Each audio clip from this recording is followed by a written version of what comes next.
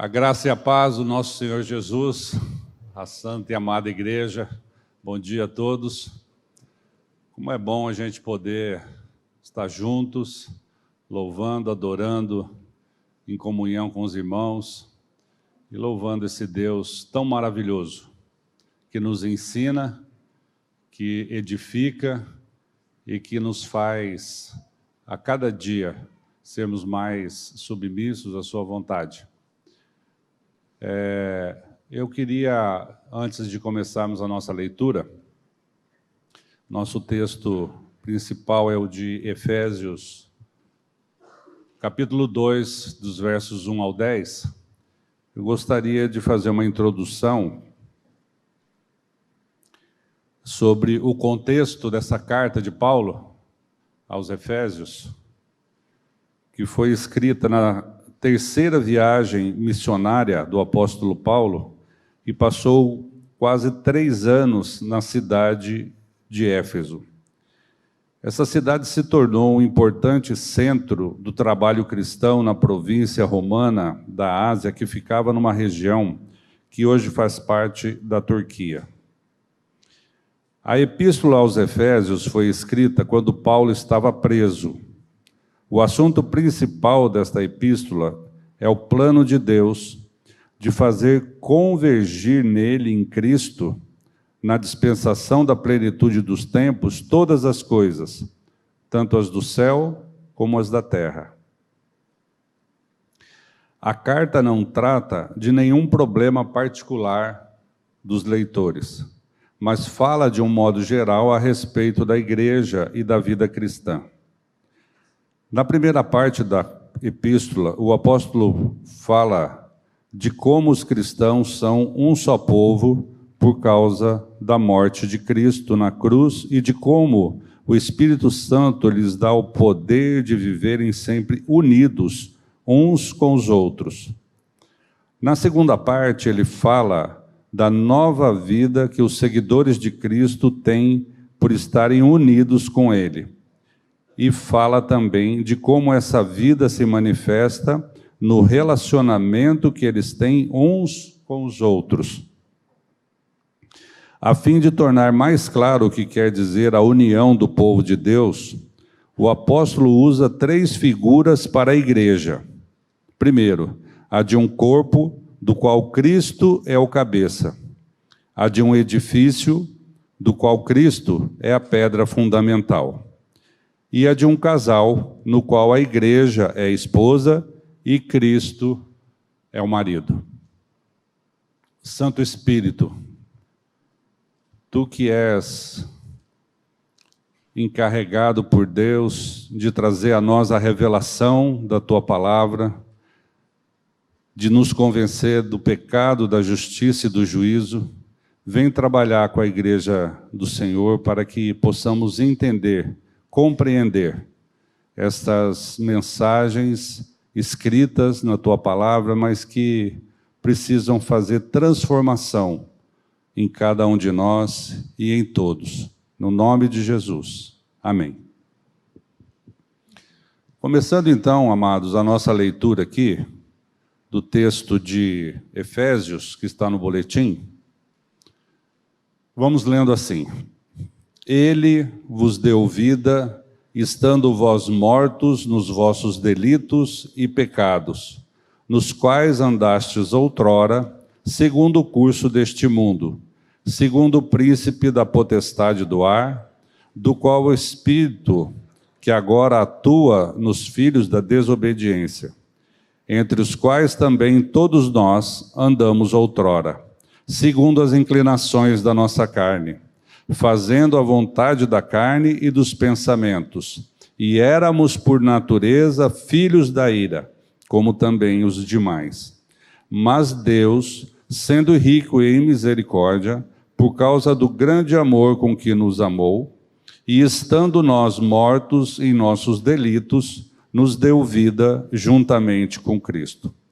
Pela graça sois salvos, e juntamente com Ele nos ressuscitou e nos fez assentar nos lugares celestiais em Cristo Jesus, para mostrar nos séculos vindouros a suprema riqueza da sua graça em bondade para conosco em Cristo Jesus. Porque pela graça sois salvos, mediante a fé.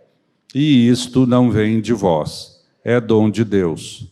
Não de obras para que ninguém se glorie, pois somos feitura dele, criados em Cristo Jesus para boas obras, as quais Deus de antemão preparou para que andássemos nelas. Quando nós começamos a fazer esse estudo e pensar naquilo que realmente precisamos aprender e ouvir sobre a diferença de estarmos ou não em Cristo, num primeiro momento eu tinha entendido que a diferença era entre mortos, incrédulos, não nascidos de novo e vivificados e ressuscitados por Cristo, sendo regenerados pela obra de Deus. Porém, quando começamos a nos colocar diante do Senhor, Ele vem nos dizer que a diferença de comportamento, a diferença de posicionamento, de polarização que estamos vivendo no mundo, não é entre mortos e vivos, mas sim no meio da igreja. Entre pessoas que se declaram de Cristo, nascidos de novo, regenerados, mas que têm um comportamento de colocar essa vida de Cristo em segundo plano. Eu estou pedindo a misericórdia de Deus para poder falar nesse assunto e tocar nesse assunto hoje, que é um assunto que está bastante pesado e tenso entre nós, assim como o pastor Maurício colocou aqui, de irmãos que estão fazendo apologias de ideologias que não edificam e que não refletem a vontade de Deus para o seu povo, para a sua igreja. Estamos vivendo dias de muitos conflitos, rebeldias e desobediências gerados por pensamentos e vãs filosofias que colocam as pessoas em posições antagônicas e que não se contentam em simplesmente pensar diferente e aceitar as diferenças, mas assumem posições belicosas que levam a contendas.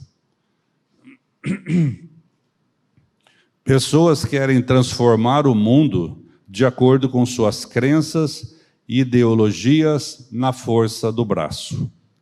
Fazer o bem sem importar a quem é um ditado que surte pouco efeito, especialmente agora. Isto seria até, ou é até compreensível para os incrédulos. Nós precisamos entender, meus amados, que a vida de Cristo, ela tem que fazer de nós novas criaturas. As coisas velhas já passaram. Eis que tudo se fez novo. E nova criatura em Cristo Jesus se comporta refletindo aquele que é o nosso Senhor, que é Cristo. E Cristo é a esperança da glória. Cristo é o amor derramado em nossos corações. Os nossos comportamentos, se confessamos Jesus como Senhor das nossas vidas, não podem ser governados pela nossa própria vontade ou pelos nossos próprios pensamentos ou pelas influências mundanas que sofremos diariamente nas nossas vidas. Em Tiago 4, esse versículo, esse texto não está aí no boletim, mas eu quero fazer a leitura. Tiago 4, de 1 a 4. A palavra de Deus diz assim: de onde procedem as guerras e contendas que há entre vós? De onde, senão dos prazeres que militam na vossa carne? Cobiçais e nada tendes, matais e invejais e nada podeis obter. Viveis a luta e a fazer guerras. Nada tendes porque não pedis. Pedis e não recebeis, porque pedis mal, para esbanjardes em vossos prazeres. Infiéis, não compreendeis que a amizade do mundo é inimiga de Deus?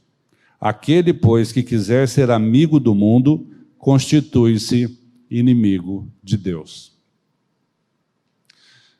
Eu estou falando aqui para a igreja, para pessoas que estão suscetíveis à palavra de Deus e que devem viver de acordo com a palavra de Deus. Não podemos ter outra linha, outro caminho, a não ser a palavra nas nossas vidas. Por outro lado, o amoldar-se ao mundo para viver agradando pessoas, buscando aceitação, passando os dias de bem consigo mesmo e ao mesmo tempo massageando o ego, soa como um princípio cômodo e fácil. É muito bom não sermos confrontados e não confrontarmos ninguém. É muito bom concordarmos com todas as ideologias que vêm até nós. Nós não concordamos com as ideologias do mundo, mas nós não precisamos afastar as pessoas, e principalmente os irmãos, por conta de ideologias.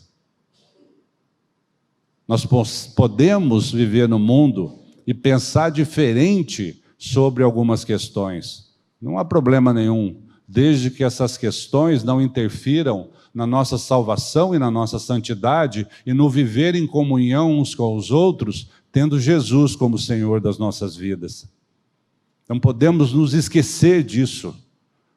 Não podemos deixar de lado o significado dessa vida nova, do novo nascimento.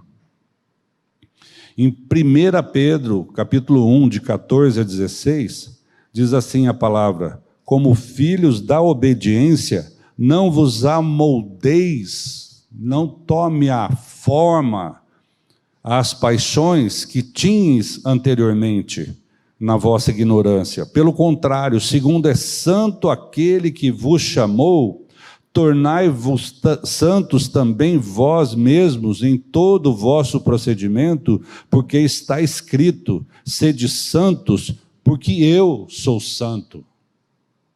A sua e a minha vida tem refletido esta santidade aqui no mundo? O texto que nós lemos de Efésios, capítulo 2, de 1 a 10, Paulo começa dizendo que vós outrora eram ignorantes. E depois ele se inclui: mas nós também, que outrora éramos, fomos alcançados pela misericórdia de Deus. E essa misericórdia de Deus, esse amor de Deus, tem que fazer diferença nas nossas vidas. Ele tem que transformar as nossas vidas de maneira que possamos viver refletindo esse amor de Deus uns entre os outros. Da mesma forma que o batismo nas águas traduz exteriormente aquilo que já aconteceu interiormente em nós, que foi o novo nascimento, essa nova vida, não só o batismo, mas todo o nosso comportamento, toda a nossa vida tem que refletir aquilo que está dentro do nosso coração.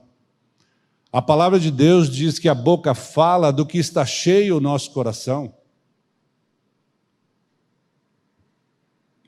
Mas, por incrível que pareça, esses são comportamentos de boa parte das pessoas que são frequentadoras dos cultos das igrejas cristãs.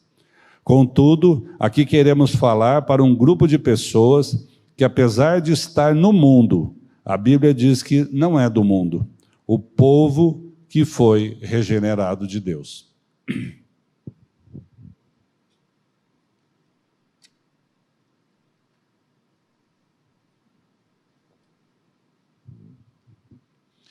O texto de Efésios, que era o texto base do nosso boletim,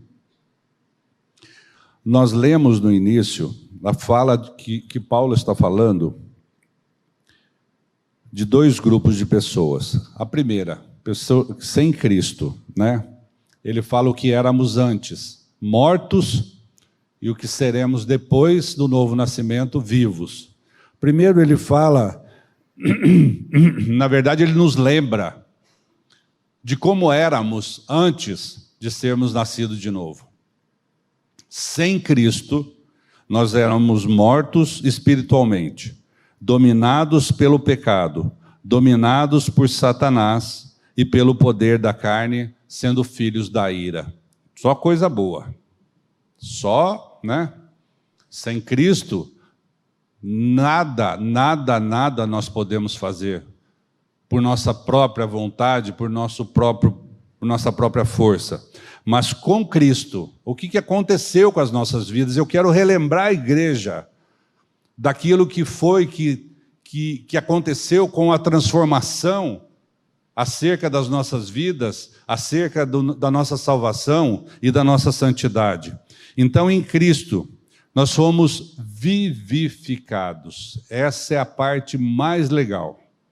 De mortos para vivos. Ganhamos a vida de Cristo. Nós fomos salvos, ressuscitados, e hoje nós estamos, pelo poder da palavra, assentados com Cristo à destra de Deus.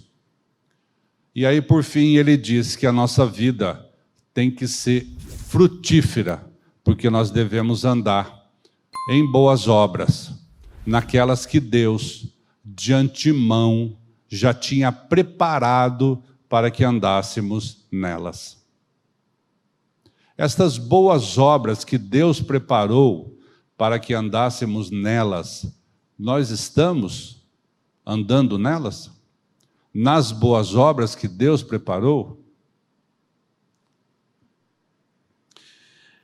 E como nascidos de novo, mesmo estando no mundo, sabemos que não pertencemos a ele, pois temos uma vida temporal, mas confessamos ser Cristo a nossa vida. O grande desafio é administrar estas duas vertentes que batalham diariamente em nossas mentes, contaminam os nossos corações e refletem nosso comportamento, sendo Cristo nosso Senhor em tudo. Sabemos que existe uma batalha, sabemos que nós temos lutas diariamente, sabemos que somos suscetíveis de receber aquilo que é do mundo. Todo tempo nós recebemos as influências do mundo. Mas o vivo não vive como morto. O vivo está olhando para Jesus, está tendo o senhorio de Jesus.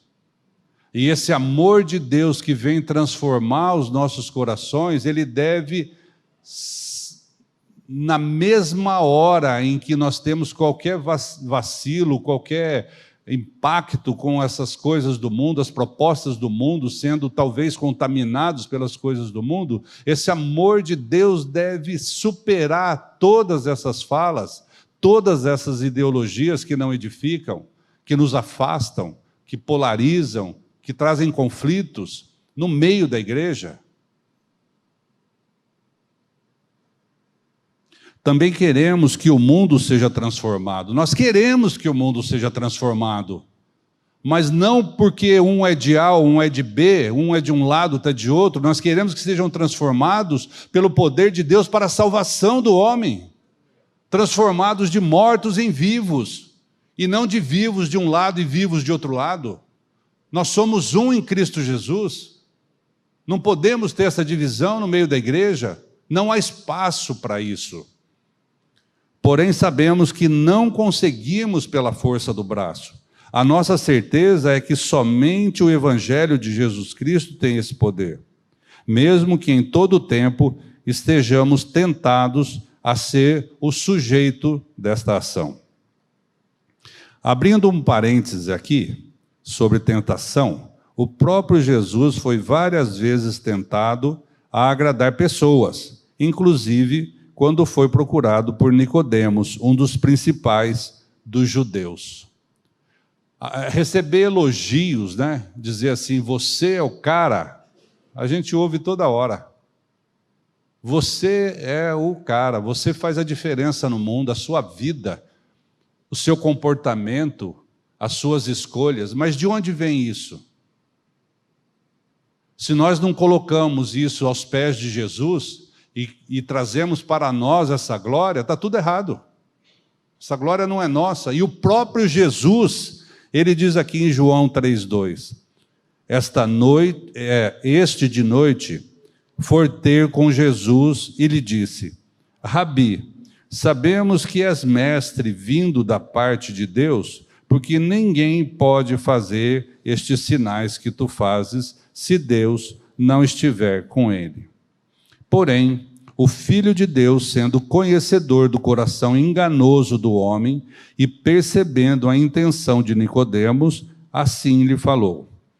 A isto respondeu Jesus, em verdade te digo, que se alguém não nascer de novo, não pode ver o reino de Deus.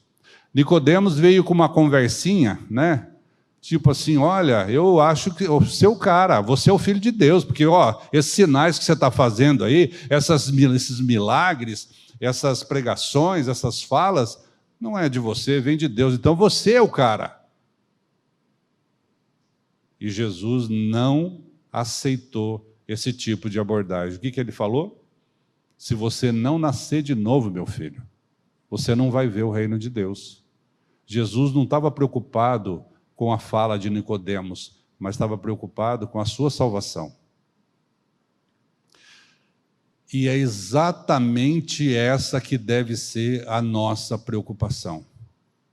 Aquele que é nascido de Deus se preocupa em fazer com que essa experiência que ele teve seja também uma experiência do seu irmão. O que é o Evangelho? É um mendigo ensinando o outro onde encontrou o pão. Esse é o nosso Evangelho. Então eu não posso esquecer jamais de qual é o motivo que nós estamos aqui, que eu estou aqui. Se não pregar o Evangelho, se não levar as pessoas ao conhecimento dessa verdade que um dia me alcançou, pela graça de Deus. Jesus não deu guarida para as palavras sedutoras de Nicodemos, que visavam exaltá-lo como homem. Mas ele sabia do que Nicodemos precisava e não teve dúvidas. Sua resposta foi amorosa e incisiva. Você precisa nascer de novo. A exemplo de Jesus, Deus quer usar todos os seus filhos para serem agentes de transformação do mundo, para viverem pacífica e amorosamente a vida de Cristo, apesar das diferenças. Contudo, assim como ele, não devemos relativizar o Evangelho e ceder às paixões, como escreveu Paulo aos Romanos em Romanos 6, 11 e 12. Assim também vós considerai-vos mortos para o pecado, mas vivos para Deus, em Cristo Jesus. Não reine, portanto, o pecado em vosso corpo mortal, de maneira que obedeçais às paixões, às suas paixões. E também em Gálatas 5:24, Paulo escreve: e os que são de Cristo Jesus crucificaram a carne com as suas paixões e concupiscências. Gente, não há dúvidas sobre aquilo que nós devemos aprender e que Deus quer nos ensinar. Como nós vivemos viver aqui neste mundo? Crucificando as nossas paixões, crucificando a carne e vivendo para Deus. Os conflitos e as contendas acontecem. As diferenças existem. E Jesus Cristo veio para salvar o homem, que é quem promove os conflitos e as contendas. Então, quando egoisticamente negociamos e trocamos pessoas por coisas, ou por ideologias mentirosas, estamos sendo rebeldes e pecando contra Deus, deixando e cavando cisternas rotas, ou seja, rejeitando o manancial de águas vivas e adotando as mentiras de Satanás, cavando cisternas rotas. Esse texto está lá em Jeremias 2, 13. Deus lá no Antigo Testamento, no profeta Jeremias, já tinha levantado essa questão, né? 2 males fez o meu povo. Primeiro, me abandonaram. E segundo, cavaram para si cisternas rotas, cisternas que não seguram água. 2 males, a mim me deixaram. Então, hoje não é diferente. Quando nós deixamos Deus, quando nós afastamos de Deus, nós não vivemos sem nada. Naturalmente, pela natureza terrena do homem, nós começamos a eleger ídolos, começamos a praticar idolatrias. O que Deus quis dizer quando diz: meu povo me deixou e cavou cisterna, meu povo se afastou de mim como uma brasa dentro no meio da fogueira, aquela brasa que é afastada do fogo, ela começa a se esfriar, ela perde o calor. Assim também é aquele que se afasta de Deus.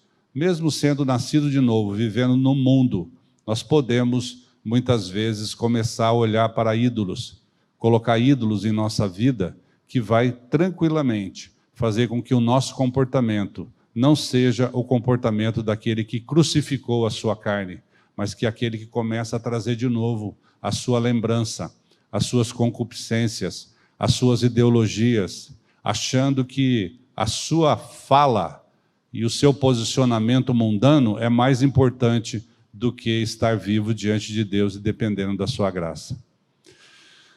O pastor Maurício já falou aqui sobre isso que aconteceu essa semana, e eu fiquei pensando o seguinte: na minha casa, eu tenho 3 filhos. Todos nós, graças ao Pai, confessamos ser Cristo a nossa vida. Os meus 3 filhos torcem por times diferentes, e diferente de mim. Então, quando nós vamos falar de futebol, eu sou santista, graças a Deus, que a palavra diz, sede santos, porque eu sou santo, então eu sou santista. Mas eu tenho um filho que é santista, o outro é São Paulino e o outro é corintiano. Misericórdia. Tem que pregar para ele. Mas, graças ao que nos une, que é a vida de Cristo, isso não se torna nenhum tipo de problema para nós. Graças ao fato deles serem meus filhos, isso não se torna nenhum problema para nós. E eu fiquei pensando que a gente, vivendo como igreja entre irmãos, uma família unida pelo amor de Deus, muitas vezes podemos entrar em conflito por causa de um time de futebol, por causa de um partido político, por causa de um pensamento diferente, principalmente agora na criação de filhos, está havendo muitos problemas, de um jeito, outro pensa de outro jeito. Mas, gente, nós temos uma palavra, nós temos uma Bíblia, nós temos um caminho a seguir que não deixa dúvidas. Quando eu tenho qualquer dúvida acerca de como eu vou viver neste mundo, se o que eu vou fazer é certo ou errado, eu tenho um conjunto de leis que me dizem o que é certo e errado para viver aqui neste mundo. Mas quando eu vou falar da minha vida aqui neste mundo, vivendo espiritualmente, de acordo com essas boas obras que Deus preparou para que eu andasse nelas aqui neste mundo, não é para viver nessas obras, nesse caminho lá na eternidade, não, é para viver aqui, porque Jesus disse: eu sou o caminho. Viver o caminho é viver aqui neste mundo de acordo com aquilo que está revelado na palavra de Deus. E na palavra de Deus eu tenho todas as respostas que eu preciso para as minhas dúvidas. todas. Eu não preciso ficar pensando e fazendo conjectura e achando que tem uma lógica, e aquilo que não tem lógica é por fé. Muitas coisas você fala, não, mas eu não consigo entender Deus, eu não consigo entender o que está escrito. Peça a revelação do Espírito Santo. E aquilo que não está revelado, meus irmãos, é porque não é para a gente saber. Ponto. É para crer. Então, quando a gente vê esses conflitos, isso entristece o nosso coração. Porque parece que nós estamos abandonando Deus. Parece que nós estamos deixando o caminho. E as boas obras que Deus preparou para que andássemos nelas, estão ficando longe. Estamos andando por atalhos. Estamos andando por trilhas que nós mesmos construímos, achando que vai dar certo. Mas sabemos que não vai dar certo. Por quê? Porque nós somos pecadores e indignos. Nós somos carecedores da graça de Deus.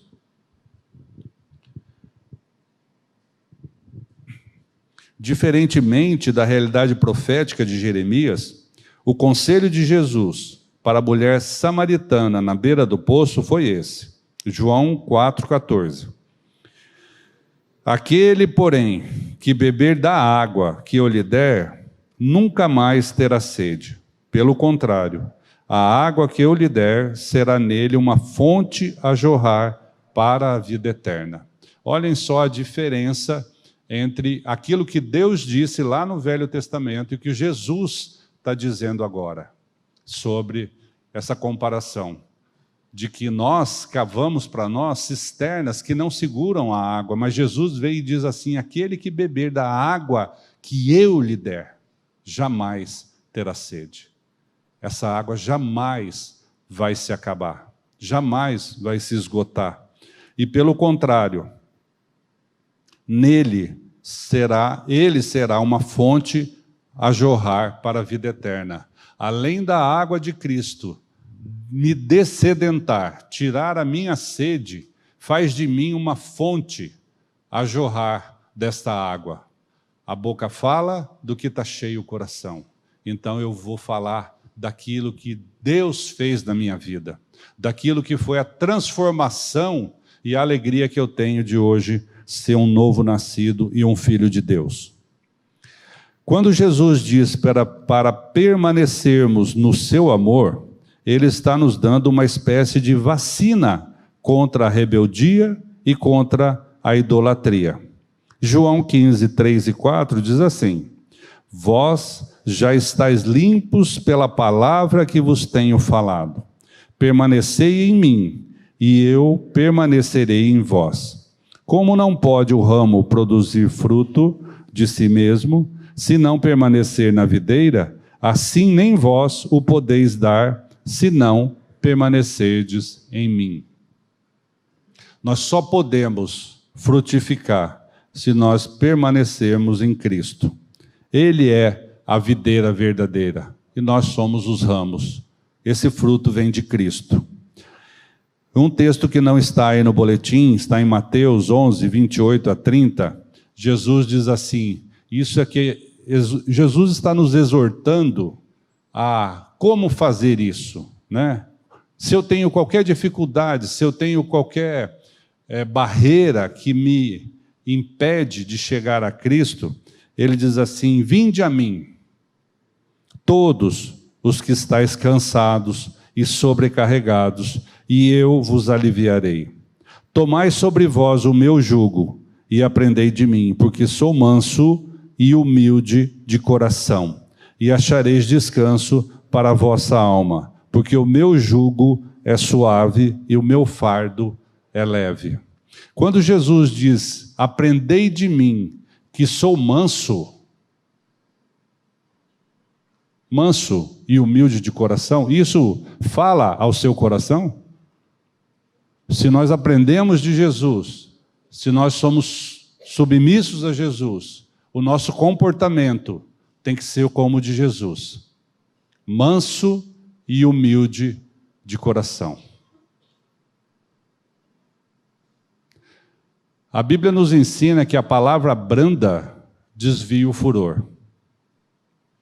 Quando nós estamos numa situação de conflito, de antagonismo, de pensamentos diferentes, nós precisamos entender que é a nossa mansidão que vai fazer a diferença, e não o grito, e não o confronto, e não a ofensa. Até a discussão, gente, nós precisamos aprender com Jesus como que nós damos a nossa resposta. E por muitas vezes nós devemos nos calar, não devemos responder. Muitas vezes nós devemos aprender a aplacar a ira do nosso irmão de uma forma diferente. Mas às vezes nós queremos ganhar a discussão, e o mundo fala que a discussão é ganha por quem? Por quem fala mais alto, por quem grita mais, por quem dá a última palavra, por quem sai e bate a porta, esse ganhou a discussão? Misericórdia. Misericórdia. Nós não estamos aqui para competir. Nós não devemos competir uns com os outros, principalmente irmãos regenerados, nascidos de novo. Não é esse o intuito do povo de Deus aqui neste mundo. Não foi para isso que Deus nos elegeu em Cristo Jesus, para ficarmos aqui depois que nós nascemos de novo. Não. Nós temos que ficar aqui para testemunhar do amor de Deus, e Cristo está dizendo para a gente se comportar aqui igual a Ele, sendo manso e humilde, e não sendo belicoso, e não sendo pessoas que provocam as discussões. Nós devemos sim dizer ao mundo quem nós somos, no que nós cremos, o que nós pensamos, mas do que a palavra nos orienta. Não naquilo que eu quero, movido pela minha vida terrena, movido pela vida na carne, pela concupiscência, pelo pecado. Não, não. O que me move, o que deve me mover e mover aos irmãos? A vida de Cristo, a graça de Deus, a misericórdia uns para com os outros. Devemos ter palavra branda, devemos ser manso, devemos falar baixo. E eu estou falando alto aqui, né? Devemos falar baixo. Como que nós vamos apresentar esse Jesus ao mundo se nós somos os primeiros a trazer um mau testemunho, né? Logo, todos que nascem de novo, pela fé e na obra de Cristo Jesus, não carecem de amoldar-se ao mundo para viverem agradando homens, buscando sua aceitação, mas devem permanecer no amor de Cristo, visto que, a exemplo de Paulo, podem agora confessar que morreram para a lei, a fim de viverem para Deus. João 15, 9. Disse Jesus: como o Pai me amou, também eu vos amei, permanecei no meu amor. O tempero da nossa vida, a liga, aquilo que faz a coisa funcionar e transforma, é o amor de Deus. Esse é o parâmetro, né? Mal comparando o exemplo que eu dei. Eu tenho 3 filhos e amo os meus filhos. Então esse amor faz com que as nossas diferenças sejam minimizadas. As nossas diferenças sejam aceitáveis. Porque nós temos um objetivo maior, que é viver em família, que é viver uns com os outros. E esse objetivo maior é o que permeia a igreja de Deus, porque é o amor dele que vem permear esses nossos relacionamentos. Mediante o amor de Cristo, todo regenerado pode tranquilamente conviver com as diferenças e com os que pensam diferente, sem contendas e inimizades, porque, segundo Romanos 5:5, o amor de Deus é derramado em seu coração pelo Espírito Santo. Em João 15:12 diz assim: porque Deus amou o mundo de tal maneira que deu seu Filho... João 3:16 e 17. Porque Deus amou o mundo de tal maneira que deu seu Filho unigênito, para que todo que nele crê não pereça, mas tenha a vida eterna. Porquanto Deus enviou o seu Filho ao mundo, não para que julgasse o mundo, mas para que o mundo fosse salvo por ele. Engraçado que Jesus não veio para julgar o mundo, mas a gente julga o mundo, né? Nós queremos julgar o mundo. Nós queremos dizer quem está certo e quem está errado. Essa semana eu tive até um impacto numa notícia que eu recebi. Muitas coisas são publicadas na internet e agora está na moda fake news. Não se sabe de onde vem, não se sabe para onde vai, né? Mas é fake news e pode ser de qualquer lado, pode ser de qualquer ideologia, tem muitas. Aí tem aquelas agências de checagem. Já ouviram falar?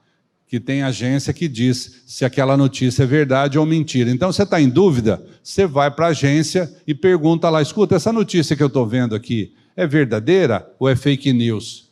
Ok, você fala, bom, é fake ou não, você vê ali. Só que agora eu fiquei sabendo que existem agências de checagem fake.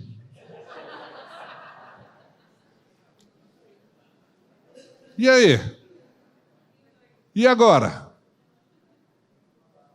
Gente, esse mundo jaz no maligno. É tudo mentira. E se eu quero a verdade, então, para onde eu vou? Gente, só existe a palavra. A palavra é a nossa única verdade. A palavra é o nosso único caminho. Então, se eu não posso confiar no homem, e eu não devo confiar no homem, porque a palavra me diz que somente Ele, o nosso Senhor, é digno.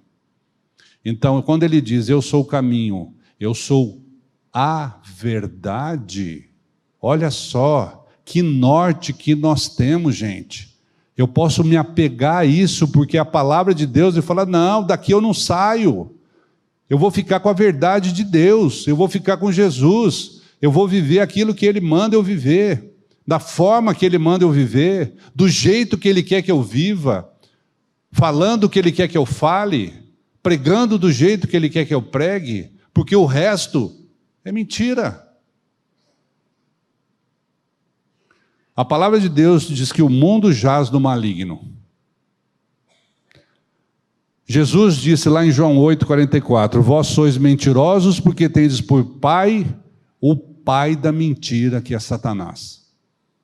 Misericórdia. Mentira não dá.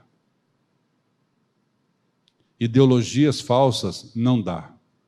Eu posso ficar com os meus pensamentos, eu posso ter um posicionamento, eu devo dar ao mundo a conhecer quem eu sou.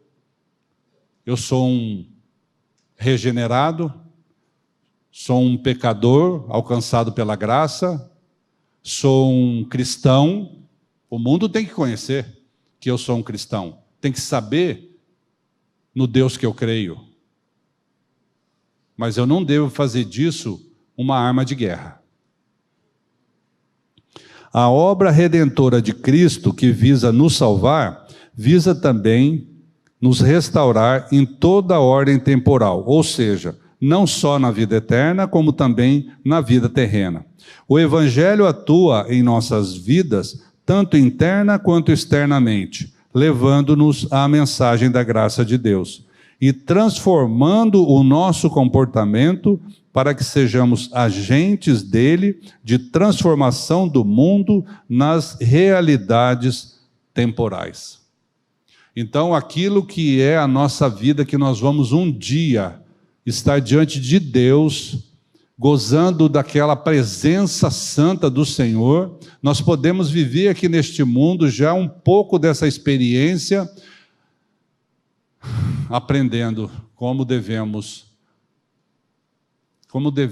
nos comportar tendo o senhorio de Jesus em nossas vidas.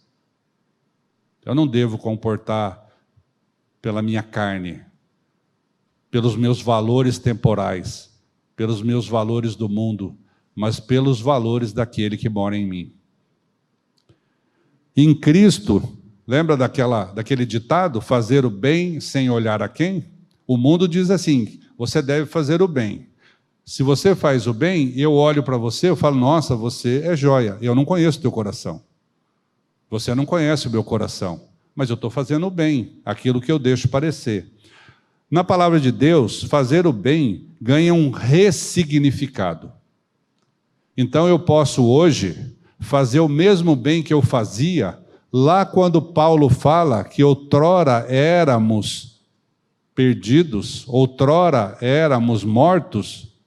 Eu posso agora fazer o bem que aquele mesmo morto faz, só que a diferença é o que me move hoje, são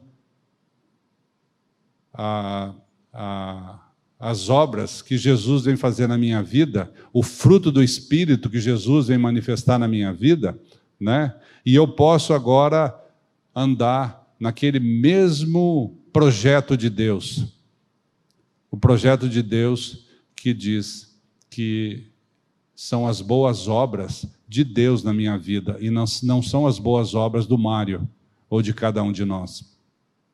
Não são as boas obras que o Mário quer mostrar, mas são as boas obras que Deus já preparou de antemão, para que eu andasse nelas. Essas boas obras que vão refletir Cristo, não vai refletir o Mário, mas vai refletir Cristo na minha vida. Em outras palavras, aqueles que são nascidos de novo e permanecem no amor de Cristo, não precisam morrer fisicamente para experimentar o amor do Pai, a graça do Filho e a comunhão do Espírito Santo. Esses já começam a vivenciar essa intimidade ainda no corpo mortal, posto que foram salvos em seu espírito pela graça de Deus manifestada em Cristo Jesus. Outros, sim, nessa condição de novas criaturas e assentados nos lugares celestiais em Cristo Jesus, está no verso 6 do capítulo 2 de Efésios, podemos mostrar ao mundo a suprema riqueza da sua graça, pois somos feitura dele, criados em Cristo Jesus para boas obras, as quais Deus de antemão preparou para que andássemos nelas. Essas duas ordens, temporal e eterna, são distintas, mas ao mesmo tempo unidas pelos próprios desígnios de Deus em Cristo. E isso faz de mim e de você novas criaturas. Nós podemos ter vida terrena, temporal, e vida espiritual ao mesmo tempo? Sim, claro. Nós vivemos no mundo. A Bíblia diz que nós não somos do mundo, mas nós vivemos no mundo. Então nós vivemos aqui, tanto fisicamente quanto espiritualmente, e nós precisamos dessa reconciliação de comportamento, tanto terreno quanto espiritual. Como nós vivemos assim? Como nós podemos viver assim? Sendo novas criaturas. Todos os pecados, imperfeições, diferenças e defeitos, eu coloquei essas palavras aqui, tudo isso, gente, tem um nome só. Tudo isso é pecado. Só que o mundo fala assim, não, mas olha, isso que você fez, você roubou, mas isso é uma imperfeição. Você tem um diagnóstico, você não é culpado, você é cleptomaníaco. Então você não é ladrão, você é cleptomaníaco, né? Então o mundo começa a chamar pecado de imperfeições, diferenças e defeitos, né? Mas isso tudo me afastam, às vezes me afastam de Deus, e isso me entristece muito, assim como devem também entristecer você. Mas eu mesmo não consigo melhorar a minha vida e tornar-me perfeito por minha própria força de vontade. Mas Deus, sendo rico em misericórdia, por causa do seu grande amor com que nos amou, manifesta esse amor por meio de Cristo em minha vida, assim como na sua. Então, o primeiro passo para viver e conviver harmoniosamente com os meus e os seus defeitos, problemas e diferenças, é me apropriar do amor de Deus que me aceita e me perdoa em Cristo. Colossenses 3, 13 e 14. Suportai-vos uns aos outros, perdoai-vos mutuamente, caso alguém tenha motivo de queixa contra outrem. Assim como o Senhor vos perdoou, assim também perdoai vós. Acima de tudo isto, porém, esteja o amor, que é o vínculo da perfeição. Glória a Deus. Nós temos esse amor que nos une, que nos torna um em Cristo Jesus. Assim como fui perdoado, aceito e ao mesmo tempo fui colocado em Cristo para que eu ganhasse a vida dele, também devo amar o meu próximo. 1 Pedro 4, 8. Acima de tudo, porém, tende amor intenso uns para com os outros, porque o amor cobre multidão de pecados. O amor, ele faz com que nós possamos conviver de maneira que possamos pensar diferente, agir diferente, mas unidos numa pessoa, que é a pessoa de Cristo Jesus. E eu quero convidar você que tem dificuldade para viver dessa forma no meio da igreja, para rever a sua experiência, para você buscar no Senhor aquilo que muitas vezes está faltando espiritualmente na sua vida. E às vezes nós precisamos entender que o Evangelho, ele é prático. O Evangelho não é aquilo que eu não entendo, ou que Deus falou, mas que não está sendo motivo de alegria na minha vida. Não, o Evangelho é prático. E se você ainda não teve essa experiência, se você não tem certeza da sua salvação, do seu novo nascimento, a palavra de Deus diz que se com a nossa boca confessarmos Jesus como Senhor, está lá em Romanos 10, verso 9 e 10, se com a tua boca confessares Jesus como Senhor e em teu coração creres que Deus o ressuscitou dentre os mortos, será salvo. Então, se você precisa de uma coisa prática na sua vida,